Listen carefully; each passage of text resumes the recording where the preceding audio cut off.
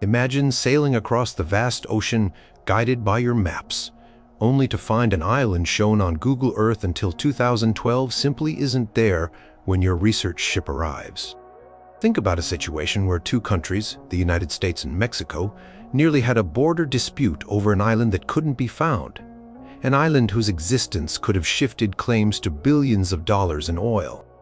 For hundreds of years, sailors and mapmakers believed in an island west of Ireland that was said to appear only once every 7 years, wrapped in an impenetrable mist.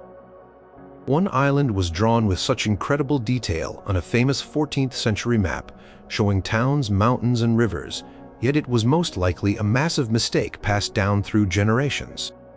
In the 19th century, experienced sailors swore they landed on a particular island, meticulously recorded its coordinates, only for it to vanish, never to be seen again by anyone else. And for centuries, people whispered tales of a legendary island, a supposed refuge for 7 fleeing bishops who built magnificent cities of gold, an island that appeared on maps but always eluded explorers. These aren't just tall tales. They are documented accounts of lands that once graced our world maps, only to fade into the realm of mystery. Number 6.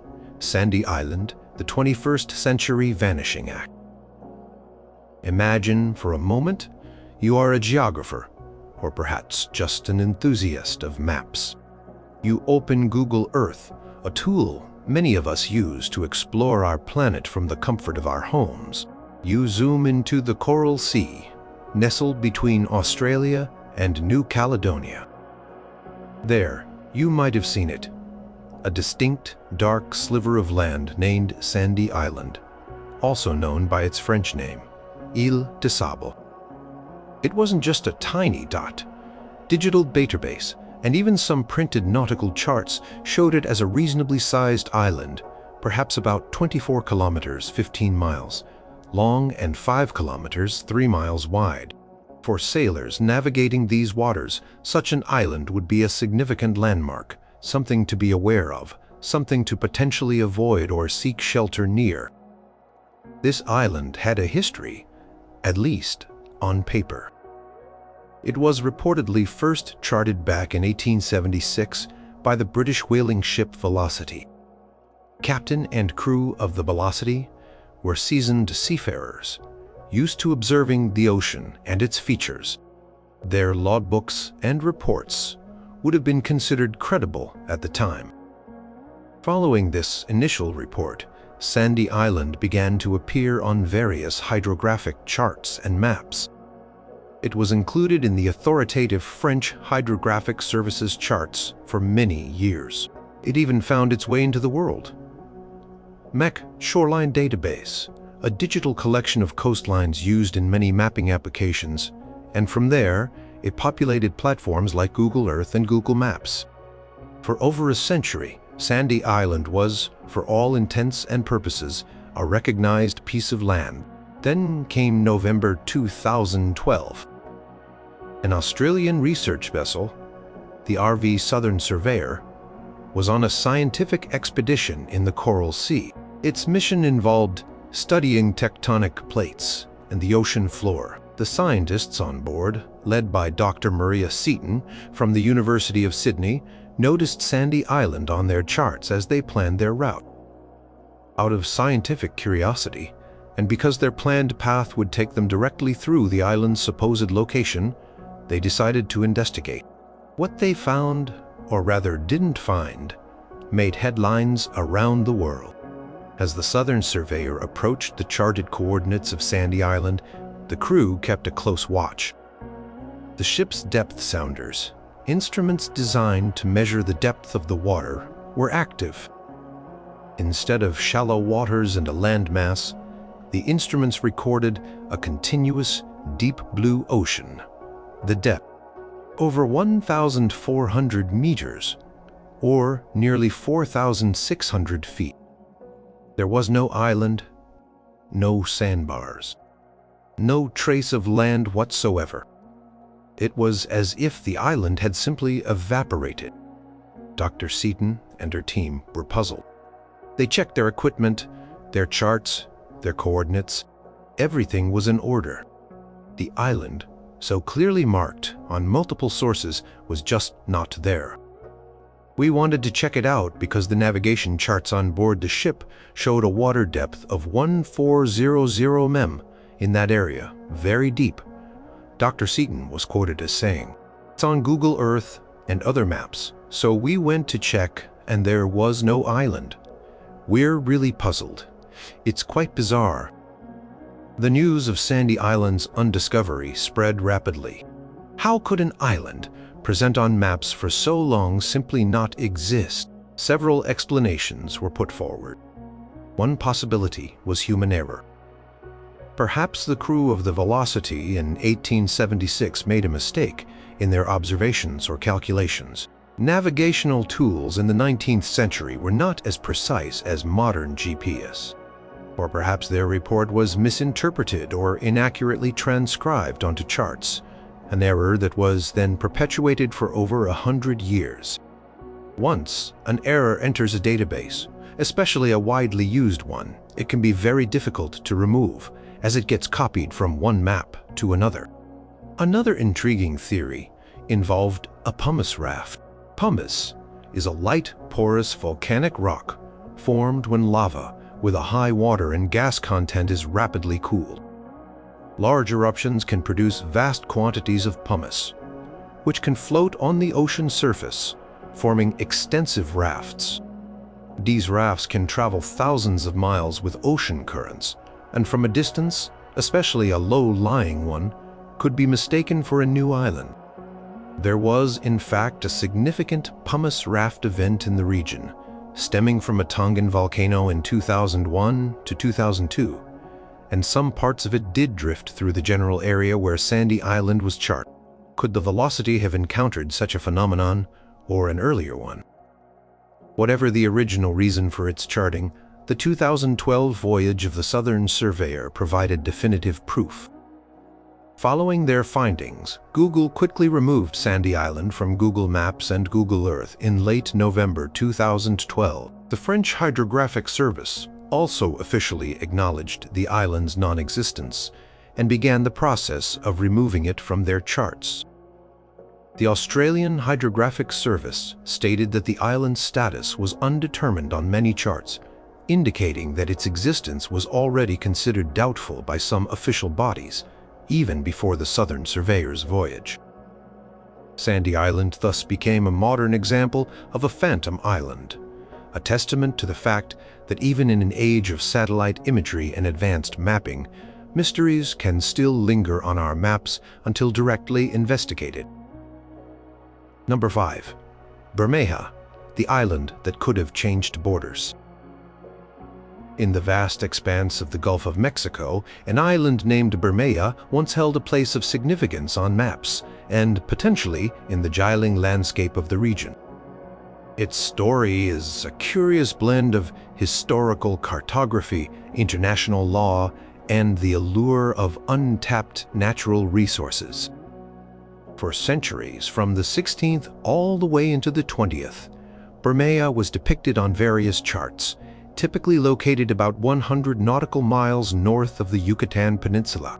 Its name, meaning reddish in Spanish, hinted at a certain appearance, though descriptions were scarce. The island's first known appearance on a map is attributed to Alonso de Santa Cruz in his 1539 work El Yucatán y Islas Adyacentes. Prominent cartographers of the following centuries, including Enrico Martinez in the early 1600s and many others, continued to include Bermeja in their depictions of the Gulf. Its position varied slightly from map to map, a common occurrence with early cartography, but its general presence was consistent enough to be accepted by many. For a long time, Bermeja was just another small, remote island on the charts, of little consequence to most. However, in the late 20th century, Bermeja's existence or lack thereof suddenly became very important. The reason was oil. The Gulf of Mexico is rich in petroleum deposits, and international agreements, specifically the United Nations Convention on the Law of the Sea, UNCLOS, allow coastal nations to claim an exclusive economic zone, EEZ, extending 200 nautical miles from their coastline. Islands can also be used as base points to extend these zones. In the 1990s, Mexico and the United States were engaged in negotiations to delimit their maritime boundaries in the Gulf, particularly in an area known as the Western Polygon or Donut Hole, which was believed to hold substantial oil and gas reserves. If Bermeja existed where historical maps placed it, it would have significantly extended Mexico's EEZ northward, giving Mexico claim to a much larger portion of these potentially lucrative deep-water oil fields. Its presence was a key factor in the initial calculations of the maritime border. But when Mexican officials and cartographers began to look for concrete modern evidence of Bermeja in preparation for these treaty negotiations, they encountered a problem. The island was nowhere to be found. In 1997, a Mexican Navy survey ship was reportedly dispatched to the historical coordinates of Bermeja. It found nothing but open water. This was perplexing. Had the island sunk? Was it a persistent cartographic error? Treaty concerning the maritime boundary in the Western Polygon was eventually signed in 2000 without Bermeja being used as a base point. As its existence could not be verified, the mystery deepened. Public and political interest in Bermeja grew in Mexico, with some questioning why the island, if it ever existed, was no longer there, and what that meant for the country's resource claims. This led to further official investigations. In 2009, the National Autonomous University of Mexico, UNAM, conducted an extensive search expedition aboard its oceanographic research vessel, the Justo Sierra. Using sophisticated sonar and other oceanographic equipment, the scientists meticulously surveyed the area where Bermeja was supposed to be. Again, they found no trace of an island. The ocean floor in that region was found to be between 40 and 50 meters deep in some older charts, but the UNAM expedition confirmed depths typically exceeding 1,400 meters, consistent with the general bathymetry of that part of the Gulf. Several theories emerged to explain Bermeja's disappearance from reality, while it persisted on maps. The most straightforward explanation was that it was a fly, a cartographic error that was copied from one map to another over centuries. Early map makers often relied on sailors' reports, which could be inaccurate due to primitive navigation techniques or misidentification.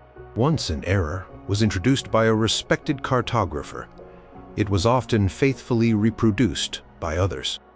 Another set of theories suggested that Bermeja was a real island that had somehow vanished.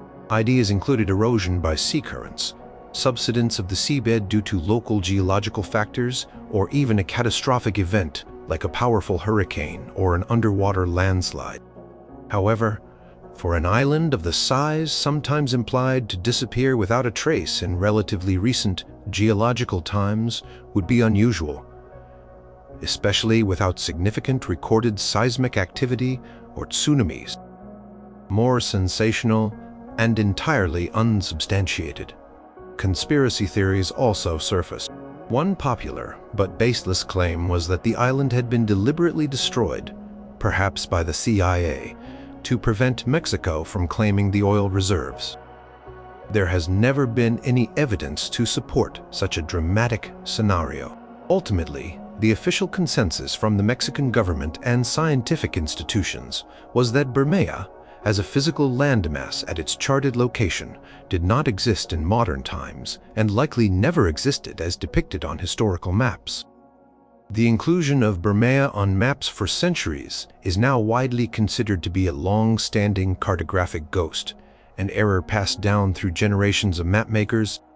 The tale of Bermeja serves as a fascinating reminder that maps are not just representations of reality, but also historical documents that can carry myths, mistakes, and mysteries across time, sometimes with significant modern-day implication. Number 4. Hy Brasil, the Phantom Isle of Irish legend. West of Ireland, out in the turbulent waters of the North Atlantic, an island named Hy Brasil was said to exist. an enigmatic land steeped in folklore and cartographic persistence. For centuries, this island was more than just a myth. It was a tangible entry on maps, a destination for hopeful explorers, and a recurring motif in Irish legends. The name itself, Hy Brasil, or O Brasil, Brizil, and various other spellings, is thought to derive from Ui Brisel, meaning descendants of Brizil, a clan name in Irish mythology, or possibly related to the Old Irish word brisum, meaning noble or fortunate. According to ancient Irish lore, Hy Brasil was a blessed isle, a paradise shrouded in an impenetrable mist. It was said to become visible only for a single day every 7 years, a fleeting glimpse of a promised land. Some tales described it as a circular island, home to a utopian society, advanced civilizations, or even mystical beings. Its allure was powerful, capturing the imagination of people for generations. The first known cartographic appearance of Hy Brasil dates back to 1325 on a Portolan chart made by the Genoese cartographer Angelino Dolcert. He placed it as a circular island to the west of Ireland. Following Dolcert, Hy Brasil became a common feature on maps throughout the 14th, 15th, and 16th centuries, and even into the 19th.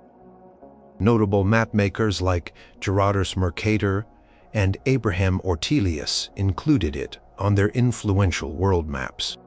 Its position shifted slightly over time, sometimes appearing further south, sometimes more directly west, but its presence near Ireland remained a consistent feature. The persistence of Hy Brasil on maps for such an extended period is remarkable, suggesting a strong belief in its existence. This belief wasn't just confined to scholars and mapmakers. It spurred numerous expeditions. From the port of Bristol in England, a hub of maritime exploration in the 15th century, multiple voyages set out specifically in search of Hy Brasil. Records show that in 1480 and 1481, ships sailed from Bristol, hoping to find this elusive land, years before Columbus's famed voyage across the Atlantic. While these early expeditions returned without success, the conviction remained. One of the most detailed and perhaps most fantastical accounts of landing on Hy Brasil came much later, in 1674. Captain John Nisbet, an Irish mariner, claimed that during a voyage from France to Ireland, his ship was caught in dense fog. When the fog lifted, he and his crew supposedly found themselves anchored off the coast of Hy Brasil.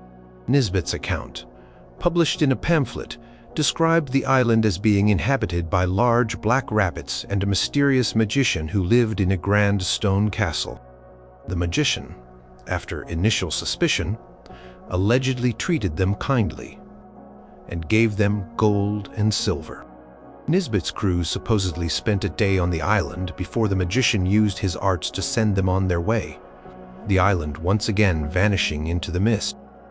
While this story was popular, many historians now view it as a piece of creative fiction or a deliberate hoax, designed to entertain or perhaps even to secure funding for further voyages. Another alleged visitor, Alexander Johnson, also claimed to have reached the island around the same time, providing a similar narrative. So, what could Hy Brasil have been, if not a mist-shrouded paradise? Several more prosaic explanations have been proposed.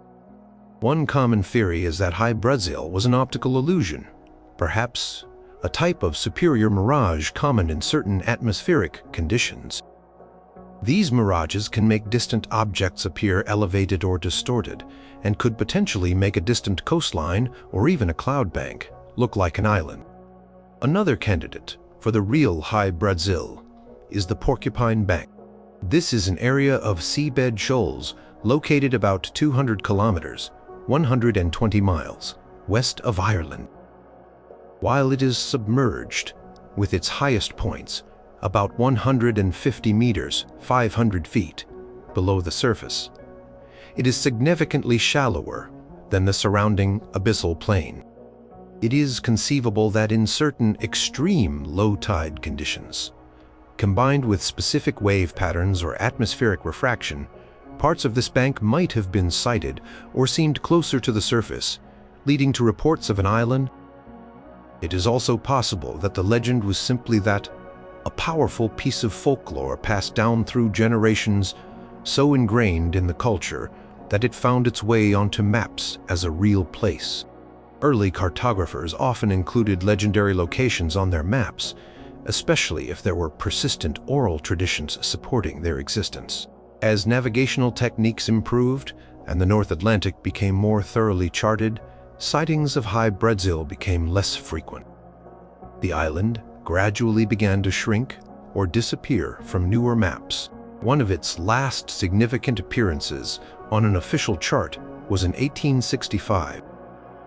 By 1873, the British Admiralty had definitively removed High Brazil from its charts, concluding that it did not exist.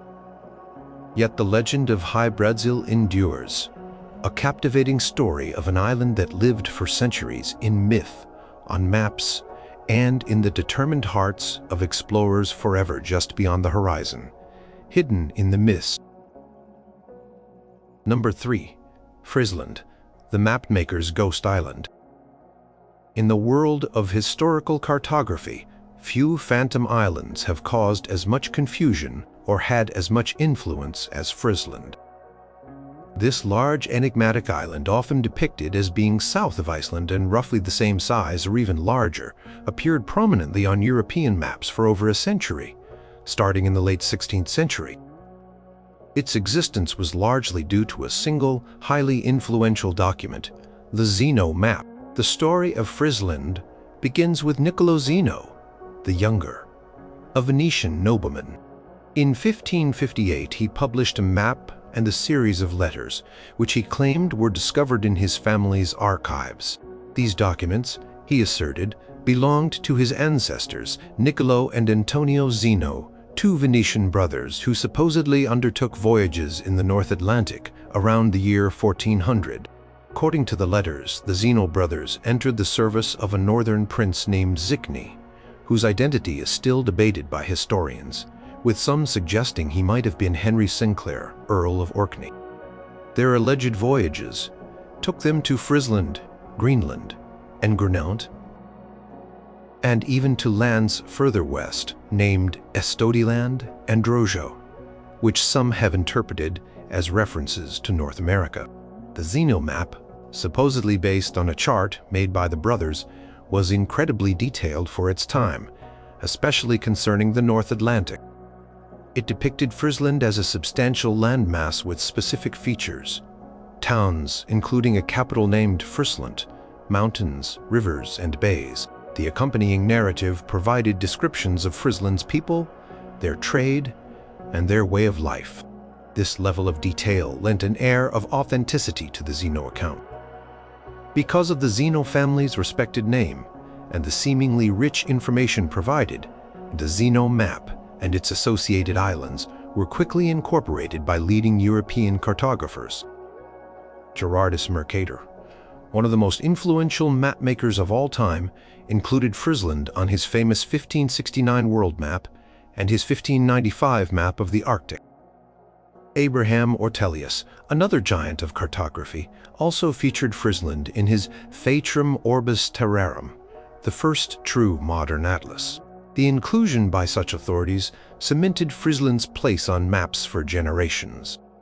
The influence of Friesland was not just academic, it had real-world consequences for explorers.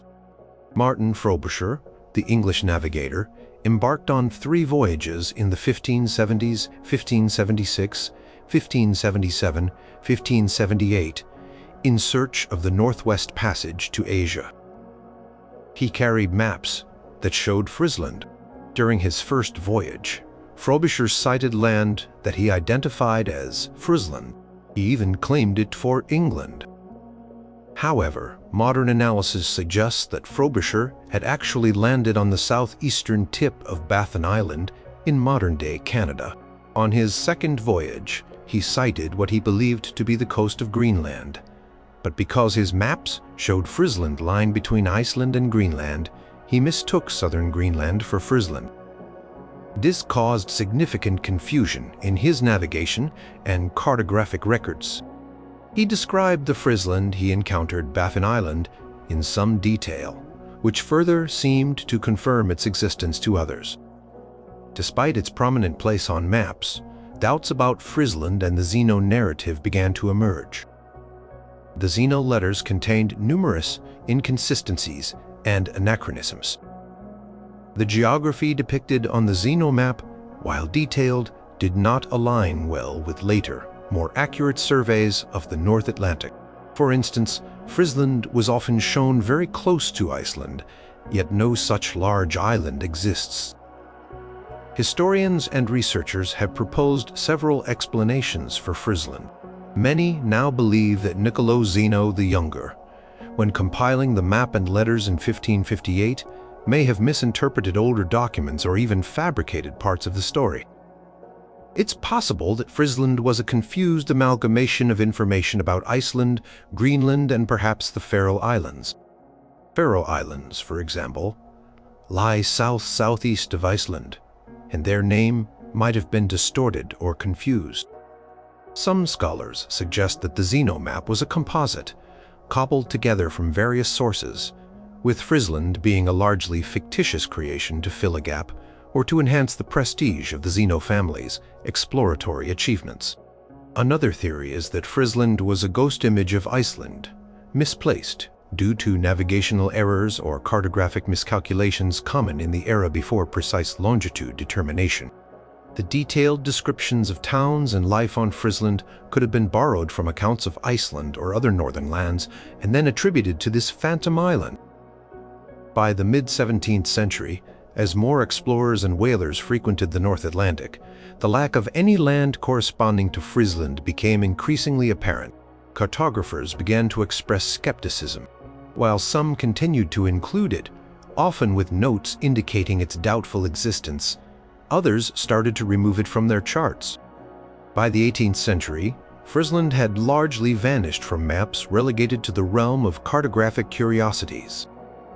The story of Friesland serves as a powerful example of how a single convincing, though flawed, source could shape the European understanding of the world for over 100 years, sending explorers on misdirected quests and populating maps with a landmass that was, in all likelihood, never there. Number 2. Antillia, the island of 7 cities and golden dreams. Deep in the lore of Atlantic exploration, before Christopher Columbus set sail on his famous voyage, lies the legend of Antillia, often known as the Island of 7 Cities. This was not just a patch of land, it was a symbol of hope, refuge, and untold riches, a mythical paradise that appeared on maps for decades and fueled the imaginations of explorers and kings. Its story is intertwined with tales of fleeing bishops, prosperous cities, and the very drive that led Europeans to venture into the unknown Western Ocean.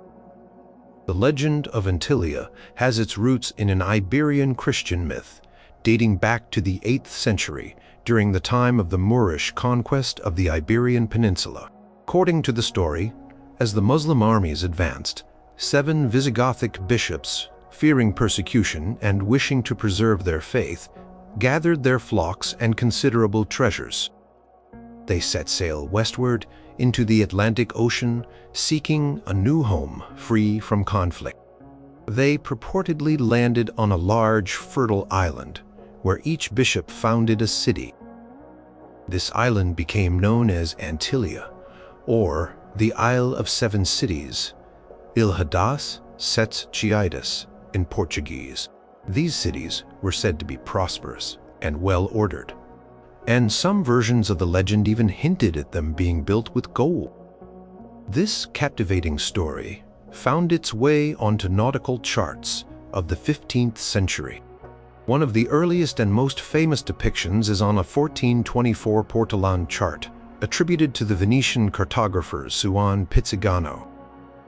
On this map, Antillia is shown as a large, rectangular island, roughly the size of Portugal, located far to the west of the Iberian Peninsula and Africa, deep in the Atlantic.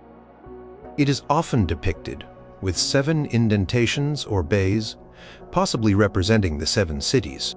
Pizzighano's map also shows other islands nearby, such as Satanazi's Island of Devils, Roilo, and Tanmar. The existence of Antalya on respected maps, like Pizzighano's, lent credibility to the legend. It was not just a sailor's yarn, but a geographical feature recognized by learned cartographers. Paolo dal Hozzo Toscanelli, the Florentine astronomer and cosmographer who famously corresponded with Columbus and encouraged his westward voyage, is believed to have included Antillia on a map he sent to the Portuguese court and later to Columbus.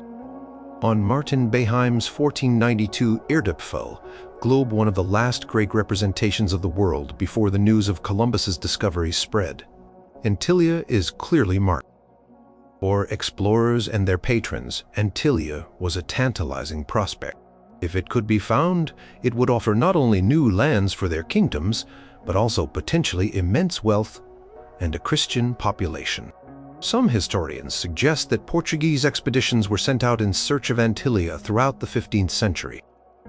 There are accounts of sailors claiming to have sighted it, only to have it vanish as they approached, or to be unable to land due to storms or other misfortunes. These near misses only added to its mystique. When Columbus returned from his first voyage in 1493, having reached lands he believed to be the outskirts of Asia, some initially thought he might have found Antillia or islands near it. The discovery of the Americas, however, presented a cartographic challenge for Antillia. As the Atlantic became better charted and the vastness of the New World was realized, it became harder to place Antillia on the map. Several theories have been proposed over the years to explain the Antillia legend and its appearance on maps. One idea is that Antillia represented a ghost or distorted knowledge of real islands in the Atlantic, such as the Azores or the Canary Islands, which were known to Europeans at the time. Perhaps sailors' tales of these islands became exaggerated and mythologized. Another theory suggests that Antillia could have been a very early, albeit confused, representation of part of the American coastline or Caribbean islands, based on unconfirmed pre-Columbian voyages or even Viking accounts that had trickled south. It's also possible that Antillia was purely legendary, a terra incognita deliberately placed on maps to represent the unknown lands that were believed to lie in the Western Ocean and embodying the hope of Christian expansion and discovery. The number 7, a significant number in Christian tradition, also lends weight to its symbolic or allegorical nature. As the 16th century progressed and knowledge of the Americas grew, Antillia began to fade from maps. Cartographers, faced with the reality of the newly discovered continents, had less space and less reason to include legendary islands whose existence could not be verified. By the end of the 16th century, Antillia was largely gone from mainstream cartography, though its name lived on, eventually being adapted for the Antilles Archipelago in the Caribbean. The island of 7 cities remains a powerful testament to an era when myth and geography were closely intertwined, and the promise of hidden lands across the ocean spurred one of the greatest ages of exploration in human history. Number 1. Dougherty Island, the Antarctic Ghost. In the frigid, remote waters of the Southern Ocean, far from any major landmass, lies the tale of Dougherty Island, a landmass reported by seasoned mariners in the 19th century, meticulously charted, and then, despite repeated searches, never found again. Its story is a classic example of a phantom island, born from the challenges of navigating treacherous, poorly understood waters, and a reminder of how even experienced eyes could be deceived by the harsh Antarctic environment. The first reported sighting of Dougherty Island came in 1841. Captain Dougherty, master of the British whaling vessel James Stewart, was navigating the vast icy expanse of the South Pacific. On May 29, 1841, he recorded an encounter with a previously unknown island. According to his log, the island was located at approximately 50°-90° south latitude and 120° west longitude. He described it as being 5 to 6 miles long, with a high bluff on its northeastern side and covered in snow. It was a striking sight in an otherwise empty stretch of ocean. Captain Doherty's report was that of an experienced seaman, and in an era when much of the Southern Ocean was still unexplored, the discovery of new islands was not uncommon. Nearly 2 decades later, the existence of Doherty Island seemed to receive confirmation. In 1860, Captain Keats of the ship Louise reported sighting an island in a similar location. His coordinates were 50, 9°21 south latitude and 119°7 west longitude, remarkably close to Doherty's original report. Considering the navigational challenges of the time, Captain Keats also described it as a snow-covered island. Then, in 1886, Captain Stannard of the Cingalese provided a third independent sighting, again in the same vicinity, at 59°20 south latitude and 119° west longitude. 3 separate reports from 3 different captains over a span of 45 years, all pointing to land in roughly the same isolated spot. Doherty Island thus earned its place on nautical charts, a lonely sentinel in the far south. However, as the heroic age of Antarctic exploration began in the late 19th and early 20th centuries, expeditions equipped with more advanced scientific instruments began to crisscross the Southern Ocean. These expeditions specifically searched for charted but unconfirmed lands like Doherty Island. The results were consistently negative. Captain Robert Falcon Scott, during his famous discovery expedition, 1901 to 1904, passed near the charted position of Doherty Island in 1904 but found no trace of it. His ship's soundings revealed deep ocean, over 2,000 fathoms, more than 3,600 meters, or 12,000 feet, in the area. Sir Ernest Shackleton, on his Nimrod expedition, 1907 to 1909, also searched for Doherty Island in 1909 without success. He, too, found only deep sea where the island was supposed to be. Further searches were conducted by Sir Douglas Mawson during the Australasian Antarctic Expedition, 1911–1914, and by Admiral Richard E. Byrd during his Antarctic expeditions in the late 1920s and 1930s. The U.S. Hydrographic Office conducted its own investigations in 1931. All these efforts yielded the same result. No island, just empty ocean. Despite these repeated failures to locate it, Doherty Island lingered on some maps for quite some time. Its persistence was partly due to the credibility of the original sightings and the difficulty of definitively proving a negative, that an island absolutely did not exist, especially in such a vast and remote region. It last appeared on an official British Admiralty chart as late as 1935, though often with a notation indicating its doubtful existence. What then could Captain Doherty, Captain Keats, and Captain Stannard have seen? Several explanations have been put forward for these ghost island sightings in the Southern Ocean. One of the most plausible is that they encountered a massive iceberg. The Southern Ocean is notorious for its colossal icebergs calved from the Antarctic ice shelves. These can be many miles long, rise hundreds of feet above the water, and often carry moraine, rocks and debris, which could give them the appearance of land, especially from a distance or in poor visibility. A large, snow-covered iceberg, perhaps tabular in shape with steep sides, could easily fit the descriptions. Icebergs drift with currents and eventually melt, which would explain why the island was not found by later expeditions. Another possibility is misidentification of an atmospheric phenomenon, such as a dense fog bank or a low-lying cloud formation, which can sometimes take on the appearance of land in the disorienting conditions of the polar regions. Navigational errors are also a factor to consider. Determining longitude accurately was still a challenge in the mid-19th century, and even small errors in calculation could place a ship many miles off its true course, leading to misidentification of other known features or incorrect plotting of new ones.